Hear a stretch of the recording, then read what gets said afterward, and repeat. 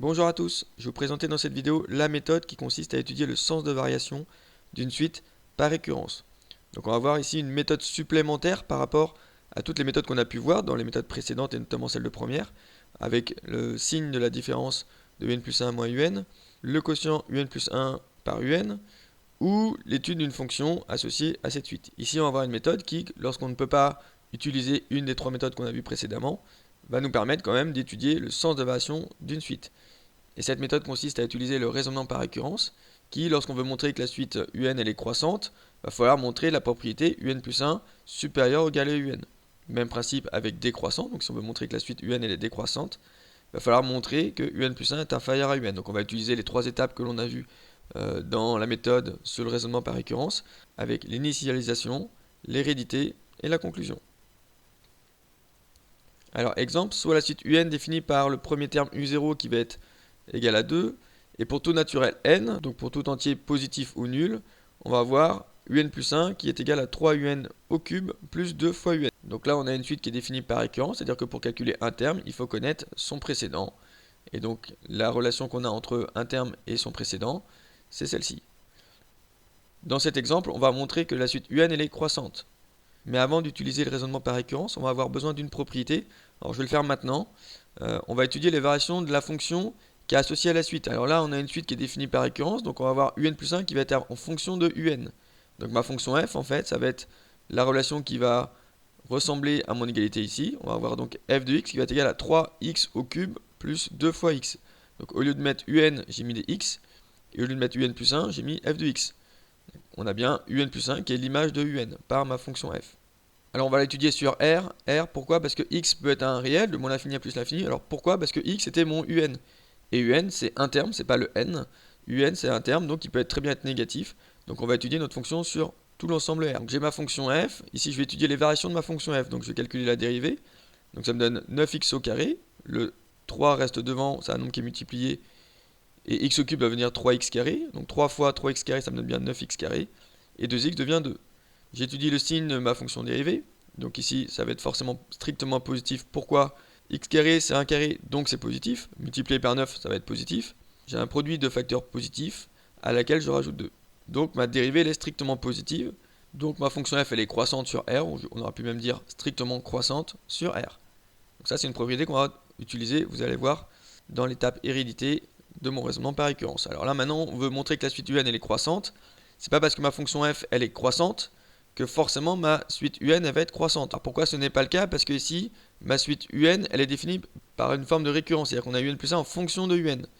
Alors que quand on avait étudié les variations de la fonction f dans une méthode précédente, c'est quand notre suite était en forme explicite, c'est-à-dire qu'on avait un en fonction de n.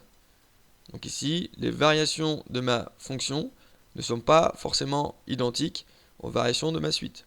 Alors maintenant, on va pouvoir commencer notre raisonnement par récurrence. Donc au départ, ma propriété, ça va être celle-ci. Pour tout naturel n, on va avoir un qui va être inférieur ou égal à un plus 1. Pourquoi? Parce que je vais vous montrer que ma suite, elle est croissante. Donc montrer que un est croissante, ça veut dire que mon terme va être inférieur, c'est-à-dire plus petit, que mon terme suivant. Donc c'est cette propriété-là qu'il va falloir démontrer. Initialisation, on va montrer que cette propriété, elle est vraie déjà dès le départ. Donc pour n égale 0, j'ai u0 qui vaut 2, ça c'est dans mon énoncé. J'ai u1 qui va être égal à 3 fois u0 au cube plus 2 fois u0. J'ai utilisé ma propriété ici en remplaçant n par 0 dans toute mon égalité. Si je remplace u0 par la valeur 2, ça me donne 3 fois 2 au cube plus 2 fois u0 qui va être 2. Je calcule, ça me donne 28.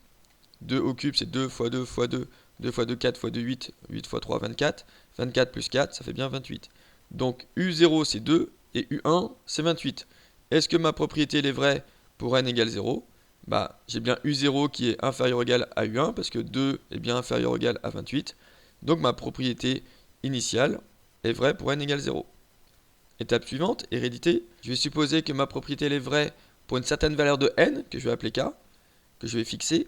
Et donc je vais avoir UK qui va être inférieur ou égal à UK plus 1. On va supposer que cette propriété-là, elle est vraie au rang K. Et on va montrer qu'elle est vraie au rang K plus 1, c'est-à-dire au rang suivant. C'est-à-dire que UK plus 1 va être inférieur ou égal à UK plus 2. Donc je sais que ma propriété en vert ici, elle est vraie. En tout cas, je vais supposer qu'elle est vraie. Et l'objectif, ça va être de montrer que ma propriété ici en bleu, est vrai aussi. Donc je vais avoir mon étape finale qui va être UK plus 1 inférieur ou égal à UK plus 2 avec des étapes précédentes. Et je vais partir de mon hypothèse de récurrence. Mon hypothèse de récurrence, c'est ma propriété qui est en vert ici, que j'ai supposé vrai. Donc j'ai bien UK qui est inférieur ou égal à UK plus 1. Donc je suppose que ça c'est vrai, donc je peux partir de là. L'objectif, ça va être d'arriver à ces dernières lignes. Alors c'est ici que je vais utiliser les variations de ma fonction f de tout à l'heure. Je vais appliquer ma fonction f de chaque côté. Donc UK va devenir f de UK et UK plus 1 va devenir f de UK plus 1. J'applique ma fonction f de chaque côté. Et mon symbole ici inférieur reste inférieur. Je ne change pas l'ordre de mon inégalité. Pourquoi? Justement parce que ma fonction f, elle est croissante sur R. Si j'avais une fonction qui était décroissante, mon symbole ici aurait changé de sens. Mon inférieur serait passé en supérieur. Donc j'ai appliqué la fonction f qui ne change pas l'ordre de mon inégalité. Et donc f de UK, c'est quoi? L'image de UK, c'est UK plus 1. Et l'image de UK plus 1, c'est UK plus 2. Et donc le inférieur qui reste inférieur. Donc j'ai finalement simplement appliqué ma fonction f de chaque côté, qui avec ses variations fait en sorte de changer ou pas le symbole ici de mon inégalité. Et donc en quelques lignes, on arrive à montrer que finalement UK plus 1, c'est aussi inférieur à UK plus 2. Donc ma propriété, elle est vraie au rang k plus 1, au rang suivant. Donc conclusion, ma propriété qui était au départ vraie pour le rang n égale 0, et en plus elle est héréditaire avec l'étape sur l'hérédité. Donc forcément, d'après le principe de récurrence, ma propriété que je voulais démontrer, qui était un inférieur ou égal à un plus 1, elle est vraie pour tout naturel n. Et donc si un est toujours inférieur ou égal à un plus 1, ma suite un elle est croissante. J'espère que vous avez compris comment étudier le sens de variation d'une suite par récurrence. Merci de m'avoir écouté, à bientôt.